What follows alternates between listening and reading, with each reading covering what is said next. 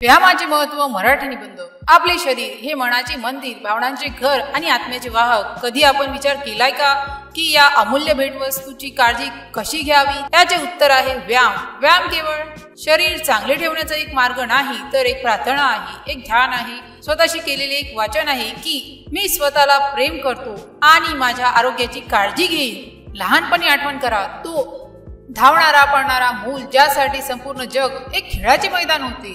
त्याचे हसणे, त्याची उडाव, त्याचा अबाधित उत्साह हे सर्व आपण हरवले का?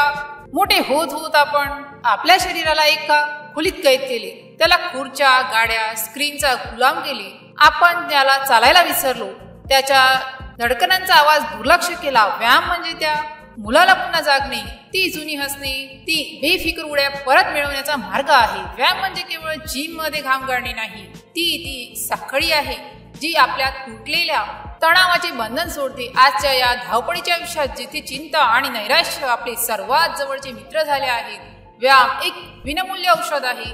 सकाळच्या फेरीत जेव्हा ताज्या हवेची झोती चेहऱ्यावर आदळतात, तेव्हा असे वाटते की निसर्ग स्वतः आपले सर्व दुःख धुत आहे। धावताना जेव्हा घाम गळतो, तेव्हा तो फक्त घाम गाळत नाही, तर आपल्या मनातील राग, निराशा, थकवा देखील काढतो। ही एक अशी थेरपी आहे जी कोणत्याही शब्दाशिवाय आपले अश्रू पुसू शकते। एक वृद्ध व्यक्तीची कल्पना करा जी दररोज सकाळी उठून योग करते। त्याच्या डोळ्यात एक वेगळीच चमक आहे, त्याच्या चेहऱ्यावर शांती आहे। तो जाणवतो की हाच व्यायाम त्याला त्याच्या नातवंडासोबत खेळण्याची ताकद देतो। हे त्याला केवळ जीवनच देतो। हे एक असे वार्धक्य आहे जे ओझे नाही, तर अनुभवांचा खजिना आहे। दुसरीकडे एक तरुणाची कल्पना करा जो परीक्षेच्या तणावातून जात आहे, पुस्तकाच्या ओझ्याखाली दबलेला।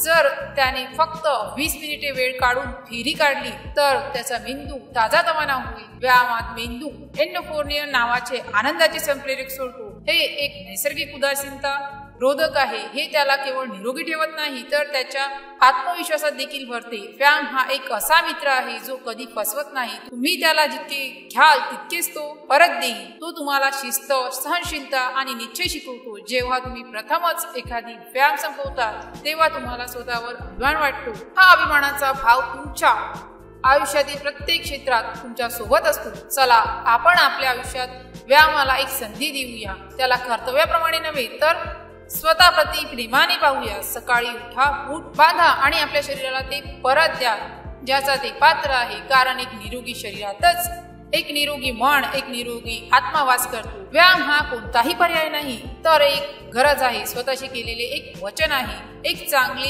एक निरोगी आणि आनंदी उद्यासाठी। जर या पोस्टशी संबंधित काही गोंधळ असेल किंवा आपल्याला अशा कोणत्याही विषयाची माहिती हवी असेल, तर कृपया खालील दिलेल्या कमेंट बॉक्सद्वारे आपले प्रश्न आम्हाला विचारू शकता। या पोस्टशी संबंधित आणखीन काही प्रश्न असतील, आपण आम्हाला ते देखील सांगू शकता की आम्ही त्या समस्या नक्कीच सोडवू।